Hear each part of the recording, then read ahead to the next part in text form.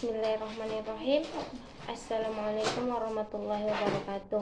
Innalhamdalillah nahmaduhu wa nasta'inuhu wa nastaghfiruhu wa na'udzubillahi min syururi anfusina wa min sayyiati a'malina. May yahdihillahu fala mudilla lahu wa may yudlil fala hadiya lahu. Asyhadu an la ilaha illallah wa asyhadu anna Muhammadan abduhu wa rasuluhu, amma ba'du. Yang saya hormati Dr. Randa Musdalifah Nihaya SPSI MPD, dan yang saya cintai teman-teman kelas 1A. Perkenalkan, nama saya Lalan Sari dengan NIM 105191101623 dan didampingi oleh teman saya atas nama Abdul Rahman Nur dengan NIM 105191102623. Kami dari kelompok 12 akan mempresentasikan makalah kami yang berjudul Asesmen Proses dan Hasil Belajar. Bab 1, Pendahuluan. A. Latar belakang. Pendidikan adalah salah satu aspek terpenting dalam kehidupan manusia. Sebagai sebuah proses yang berkelanjutan, pendidikan memiliki tujuan utama untuk mengembangkan pengetahuan, keterampilan, dan pemahaman individu agar mereka dapat berkontribusi secara produktif dalam masyarakat. Dalam upaya untuk mencapai tujuan tersebut, kita perlu memahami peran penting belajar dalam proses pendidikan. Belajar adalah fondasi dari seluruh pengalaman pendidikan. Ini adalah proses di mana individu memperoleh pengetahuan baru, memahami konsep, dan mengembangkan keterampilan. Namun, untuk memastikan efektivitas pendidikan, perlu ada mekanisme untuk mengukur dan menilai kemajuan belajar siswa.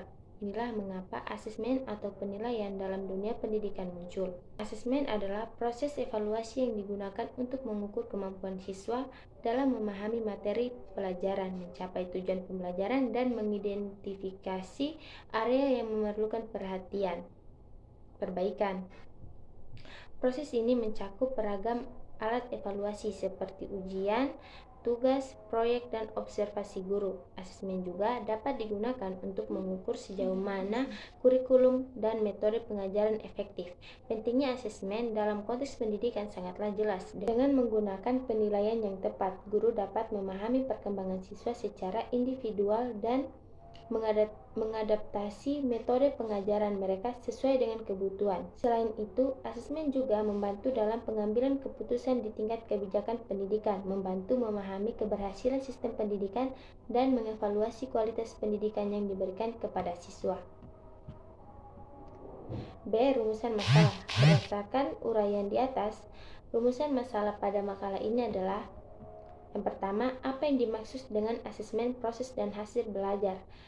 Yang kedua, apa tujuan asesmen proses dan hasil belajar? Yang ketiga, apa teknik asesmen proses dan hasil belajar? Yang keempat, bagaimana implikasi dalam asesmen proses dan hasil belajar? C. Tujuan penelitian.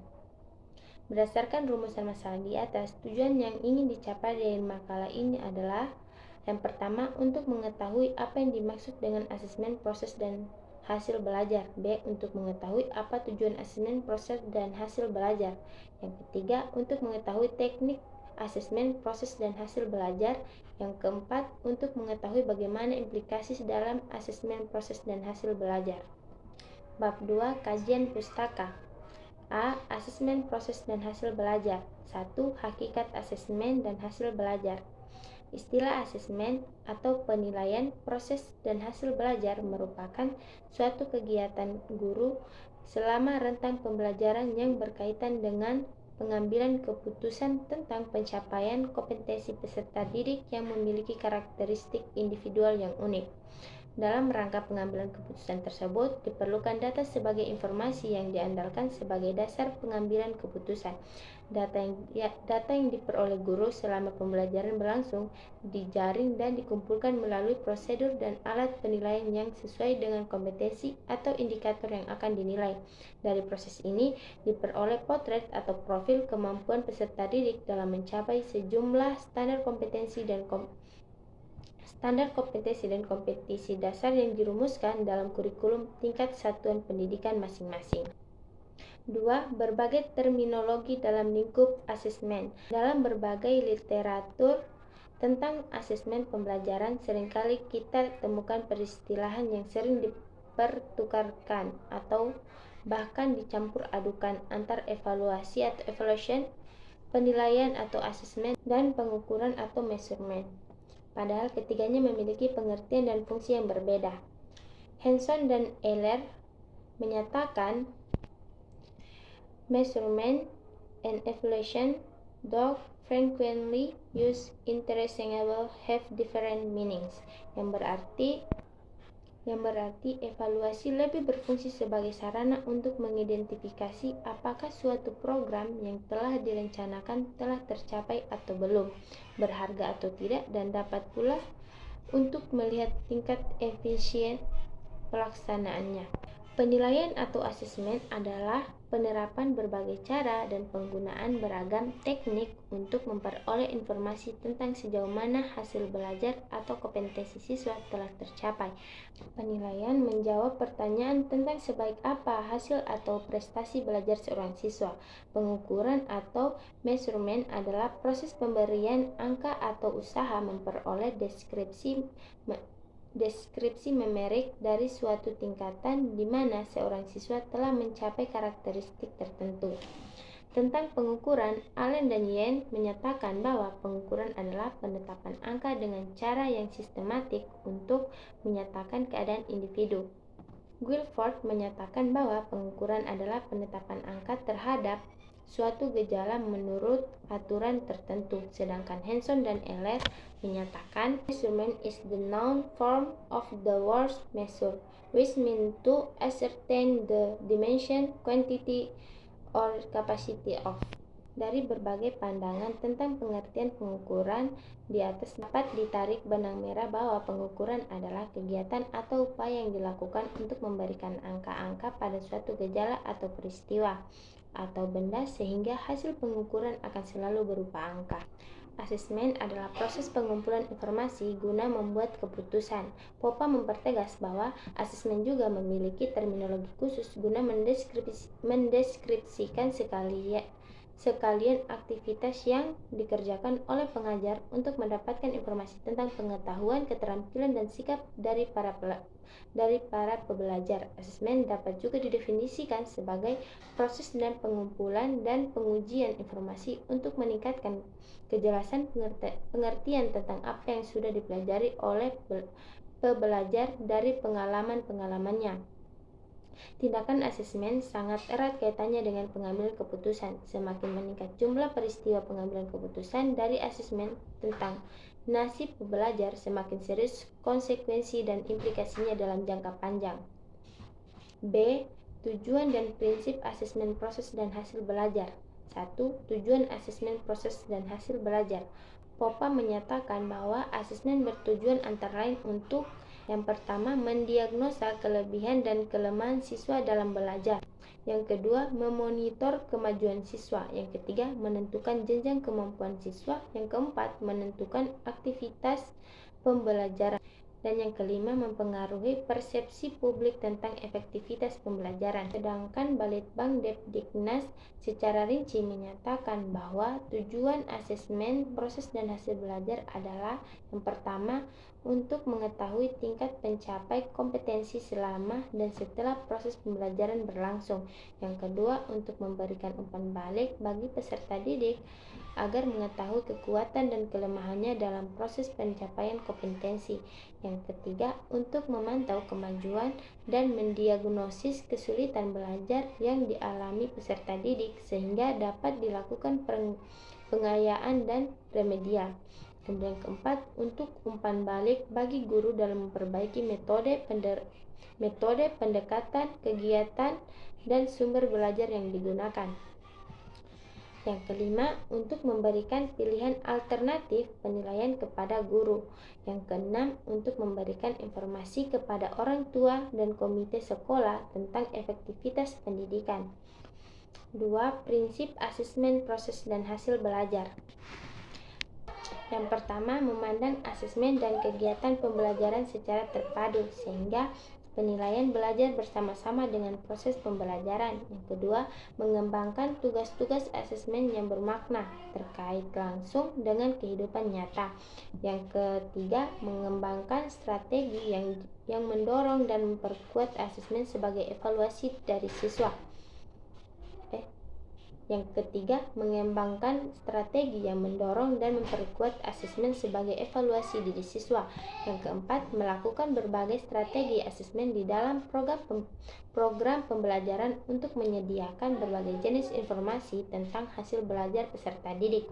Yang kelima, mempertimbangkan berbagai kebutuhan khusus peserta didik. Yang keenam, mengembangkan dan menyediakan sistem pencatatan yang bervariasi dalam pengamatan kegiatan belajar peserta didik. Yang ketujuh, menggunakan teknik dan instrumen asesmen yang bervariasi. Kemudian yang terakhir, melakukan asesmen secara berkeseimbangan terhadap semua standar kompetensi dan kompetensi dasar untuk memantau proses kemajuan dan perbaikan hasil dalam konteks tes alternatif dalam bentuk tes formatif dan sumatif. Balitbang Depdiknas menyatakan bahwa dalam asesmen proses dan hasil belajar, instrumen asesmen harus memenuhi kriteria instrumen yang baik. Kriteria tersebut yaitu: yang pertama, sahih atau valid. Validitas dalam asesmen mempunyai pengertian bahwa dalam melakukan penilaian harus menilai apa yang seharusnya dinilai dengan menggunakan alat yang sesuai untuk mengukur kompetensi. Apabila yang diukur sikap tetapi asesmen mengukur pengetahuan, maka asesmen tersebut tidak valid. Kesahihan asesmen biasanya diukur dalam prosentase atau dalam derajat tertentu dengan alat ukur tertentu. Yang kedua, terandalkan atau reliable. Pengertian reliabilitas berkaitan dengan konsistensi atau keajegan hasil penilaian. Penilaian yang ajeg atau reliable memungkinkan perbandingan yang reliable menjamin konsistensi dan kepercayaan. Yang ketiga, objektif. Objektif dalam konteks penilaian adalah bahwa proses penilaian yang dilakukan harus meminimalkan pengaruh-pengaruh atau pertimbangan subjektif dari guru. Dalam implementasinya, penilaian harus dilaksanakan secara objektif. Yang keempat, terfokus pada kompetensi. Seturut dengan hakikat kurikulum tingkat satuan pendidikan, maka asesmen proses dan hasil belajar harus terfokus pada pencapaian kompetensi, bukan hanya penguasaan materi pelajaran. Yang kelima, komprehensif. Asesmen proses dan hasil belajar hendaknya menyeluruh, mengakses semua ranah kompetensi siswa, baik kognitif, afektif, maupun psikomotor, menggunakan beragam teknik dan instrumen asesmen sehingga mampu menggambarkan proses kompetensi siswa secara utuh. Yang keenam, mendidik. Asesmen dilakukan untuk memperbaiki proses pembelajaran bagi guru dan meningkatkan kualitas belajar bagi siswa. B. Metode asesmen proses dan hasil belajar. 1. Asesmen formatif dan sumatif dalam proses pembelajaran. Asesmen dalam proses pembelajaran memang terbagi dua. Asesmen formatif merupakan penilaian yang dilakukan saat proses pembelajaran berlangsung, sedangkan asesmen sumatif merupakan penilaian yang dilakukan pada akhir pembelajaran. Berikut adalah perbedaan tujuan serta output antara asesmen formatif dengan sumatif. Pertama, perbedaan tujuan. Asesmen formatif memiliki tujuan guna mengetahui perkembangan penguasaan siswa terhadap bab yang dipelajari. Berbeda dengan asesmen formatif, asesmen sumatif memiliki tujuan guna mengetahui pencapaian pada pembelajaran bab atau materi yang telah berakhir. Kedua, perbedaan output atau keluaran. Output dari asesmen formatif adalah dasar untuk memperbaiki proses pembelajaran, sedangkan asesmen sumatif adalah bukti tentang hal yang telah siswa kuasai. Dua, asesmen sebagai proses pembelajaran atau asesmen as learning. Asesmen ini bertujuan untuk merefleksi proses pembelajaran dan berfungsi sebagai asesmen formatif. Peserta didik sebaiknya dilibatkan secara aktif dalam kegiatan asesmen ini. Peserta didik diberi pengalaman untuk belajar menjadi penilai bagi diri sendiri dan temannya. Yang ketiga, asesmen untuk proses pembelajaran atau asesmen for learning. Asesmen ini bertujuan untuk memperbaiki proses pembelajaran. Assessment for learning dapat dilakukan dalam format penilaian formatif sekaligus penilaian sumatif. Ketika satuan pendidikan melakukan asesmen sumatif di akhir lingkup materi dapat dikategorikan pula sebagai assessment for learning. Yang keempat, asesmen pada akhir proses pembelajaran atau assessment of learning. Assessment of learning berfungsi sebagai alat ukur pencapaian hasil belajar melalui nilai capaian menjadi umpan balik untuk merancang atau perbaikan proses pembelajaran sekaligus melihat kekuatan dan kelemahan belajar peserta didik. Asesmen ini sendiri dapat dikategorikan sebagai penilaian formatif maupun sumatif. Ya, presentasi selanjutnya akan dilanjutkan oleh pemateri 2. Baiklah, selanjutnya bagian C, yaitu teknik asesmen proses dan hasil belajar. Untuk mengumpulkan informasi tentang kemajuan belajar, siswa dapat dilakukan dengan teknik tes maupun non-tes, baik mengakses proses belajar maupun hasil belajar. Teknik mengumpulkan informasi tersebut pada prinsipnya adalah cara asesmen kemajuan belajar peserta didik terhadap pencapaian standar kompetensi dan kompetensi dasar. Asesmen suatu kompetensi dasar dilakukan berdasarkan indikator-indikator pencapaian hasil belajar, baik berupa dominan kognitif, efektif, maupun psikomotor. Setidaknya ada 7 ragam yang dapat digunakan, yaitu penilaian untuk kerja, penilaian sikap, penilaian tertulis, penilaian proyek, penilaian produk, penggunaan portofolio, dan penilaian diri. Untuk kerja, 1. Untuk kerja, penilaian untuk kerja merupakan jenis penilaian yang memberikan kesempatan kepada para siswa mendemonstrasikan pengetahuan dan keterampilan yang mereka miliki dan berbagai konteks seperti berbicara, berpidato, membaca puisi, dan berdiskusi. Kemampuan peserta didik dalam memecahkan masalah dalam kelompok, partisipasi peserta didik dalam diskusi, keterampilan menari, keterampilan memainkan alat musik, kemampuan berolahraga, keterampilan menggunakan peralatan laboratorium, praktek sholat, bermain peran, bernyanyi, dan keterampilan mengoperasikan suatu alat. Yang kedua, penugasan.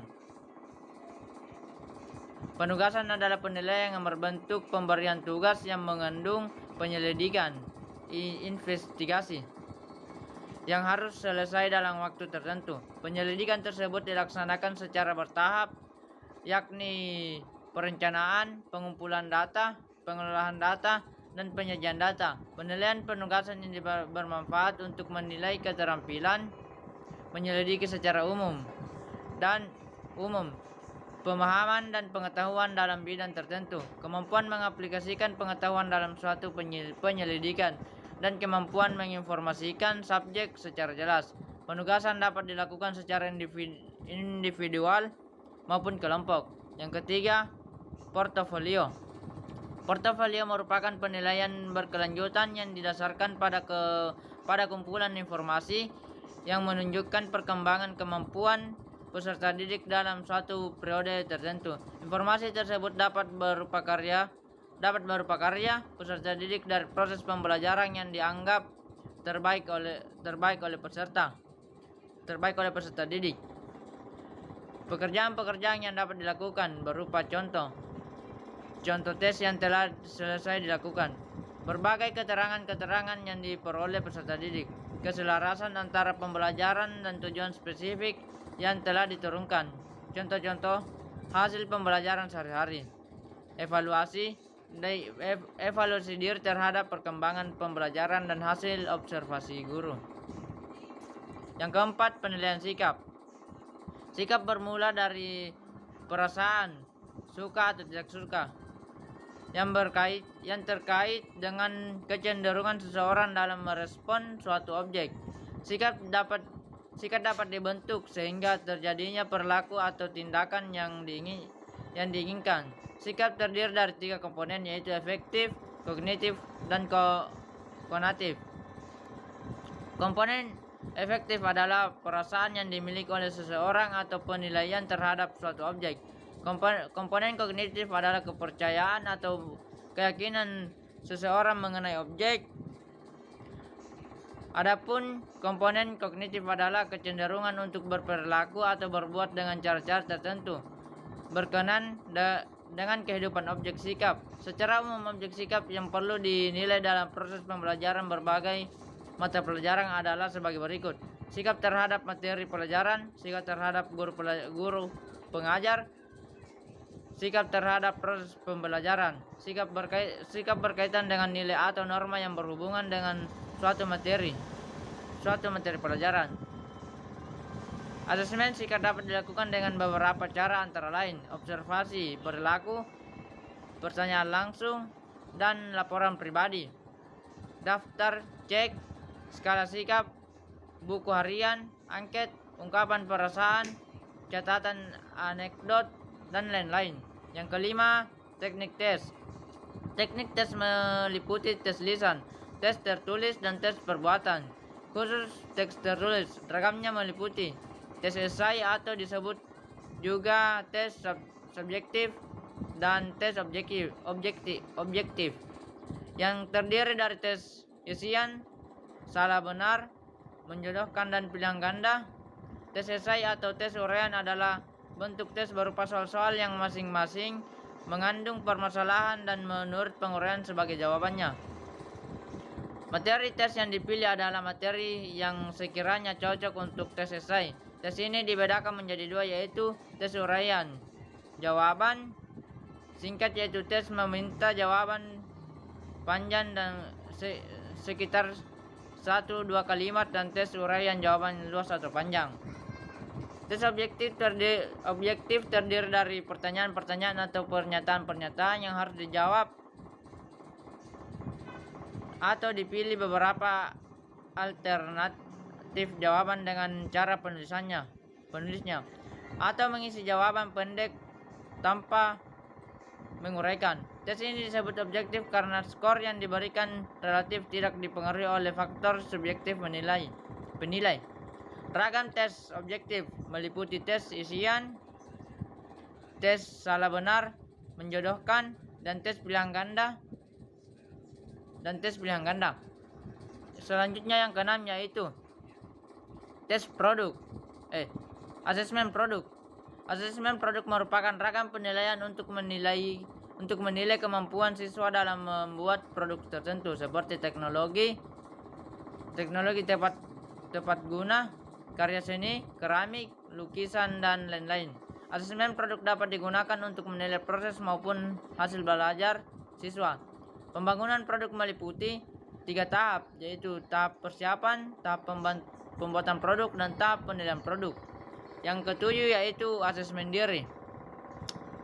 Asesmen diri adalah suatu teknik penilaian di mana siswa diminta untuk menilai dirinya sendiri berkaitan dengan status, proses, dan tingkat pencapaian kompetensi yang dipelajarinya dalam mata pelajaran tertentu didasarkan atas kriteria yang telah ditetapkan.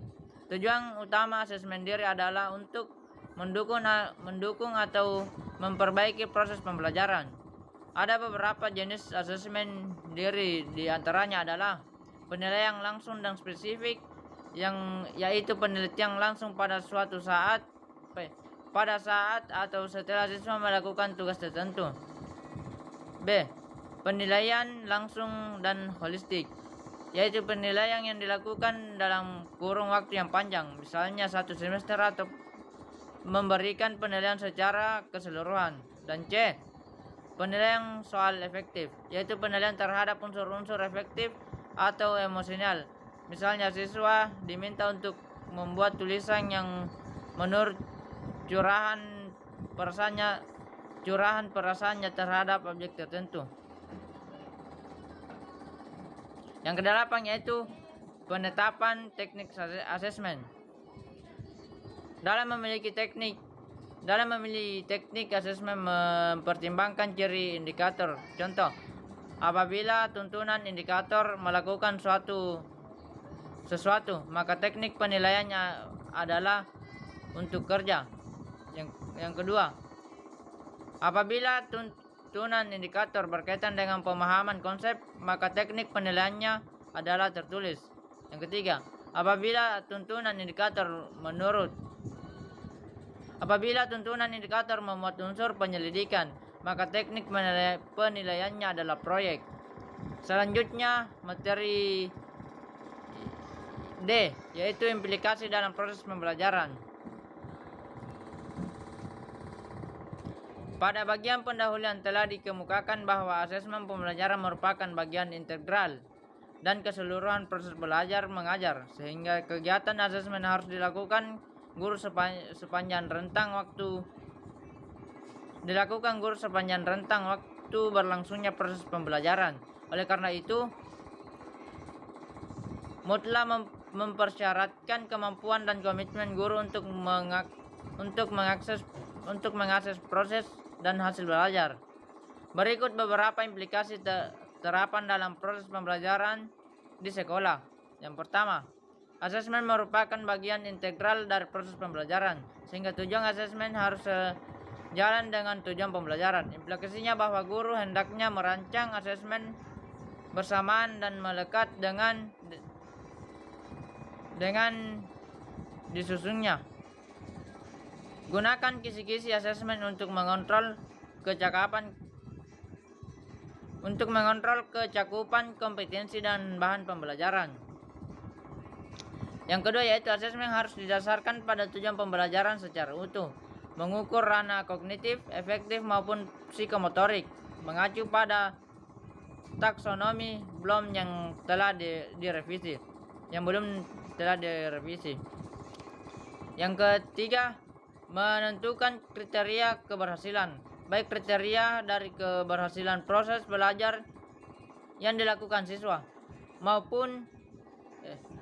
ataupun kriteria keberhasilan dari kegiatan mengajar yang dilakukan oleh pendidik, serta keberhasilan program pembelajaran secara keseluruhan.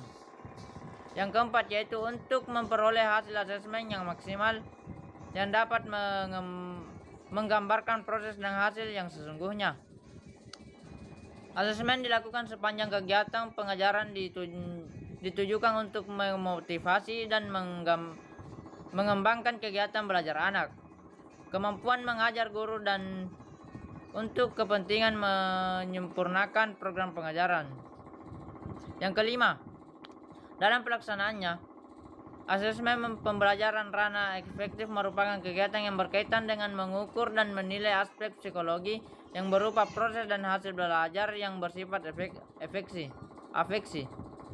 Karena itu, asesmen hendaknya dilakukan dengan cermat dan penuh perhitungan, termasuk memperhatikan berbagai keterbatasan sebagai berikut.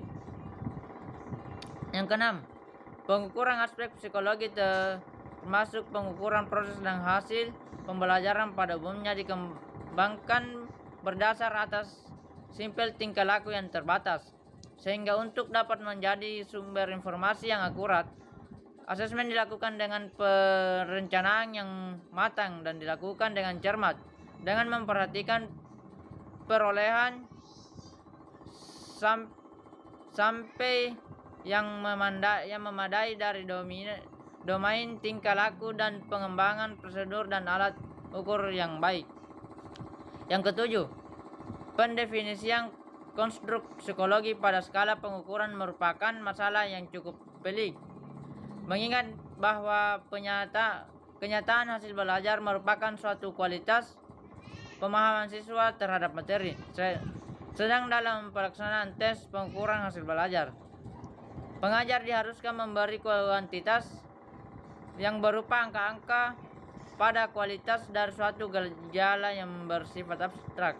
Yang kedelapan, yaitu konstruk psikologi dalam proses dan hasil pembelajaran tidak dapat didefinisikan secara tunggal, tetapi selalu berhubungan dengan konstruk yang lain. Dengan demikian, dalam pelaksanaan asesmen hendaknya menggunakan teknik asesmen alternatif di samping teknik yang standar. Yang kesembilan yaitu perlu dipahami bahwa hasil pengukuran dan nilai yang diperoleh dalam asesmen proses dan hasil belajar mengandung kekeliruan. Angka yang diperoleh sebagai pengukuran baik dengan penggunaan tes maupun non-tes mengandung kesalahan. Untuk itu, kegiatan pengukuran dalam prosedur asesmen yang baik harus dipersiapkan sedemikian rupa sehingga dapat memperkecil kekeliruan. Kesalahan dapat bersumber dari alat ukur, dari gejala yang diukur, maupun interpretasi terhadap hasil pengukuran tersebut. Untuk keperluan mengeliminir kesalahan ini disarankan untuk melakukan tryout instrumen pengukuran dan melakukan analisis item. Selanjutnya bab 4 yaitu penutup. Bagian A, kesimpulan.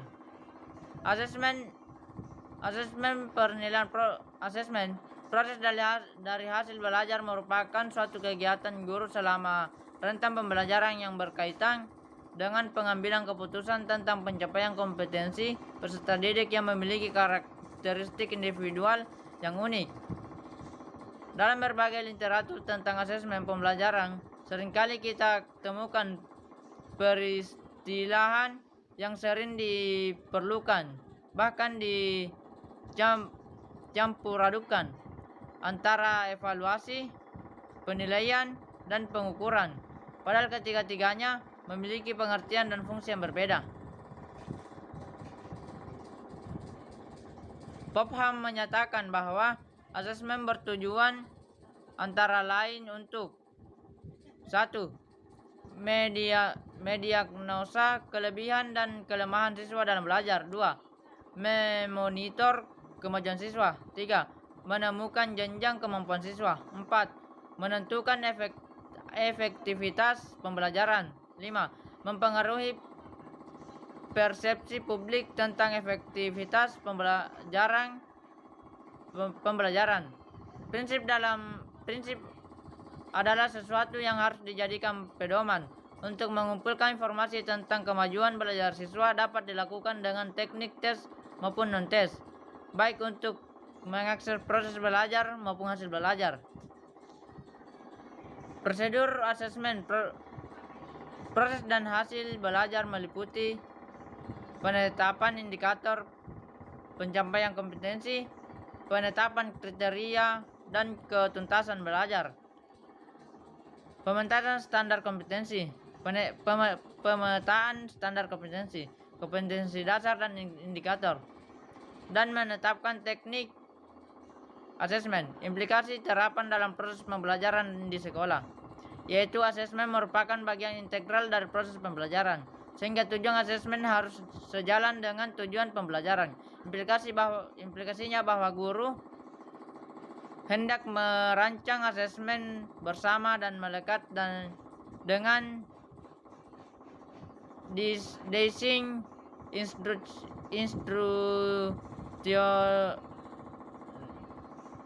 dengan melekat dengan disusunnya. Gunakan kisi-kisi asesmen untuk mengontrol kecakupan kompetensi dan hasil pembelajaran. B. Saran. Makalah ini diharapkan untuk membantu pembaca dalam menambah wawasan mengenai asesmen proses dan hasil belajar. Penulisan berharap pada makalah selanjutnya dan menambahkan lebih banyak pembahasan lagi mengenai asesmen proses dan hasil belajar. Mungkin itu saja dari pemaparan materi kami. Saya akhiri dengan ucapan billahi fisabilil haq fastabiqul khairat.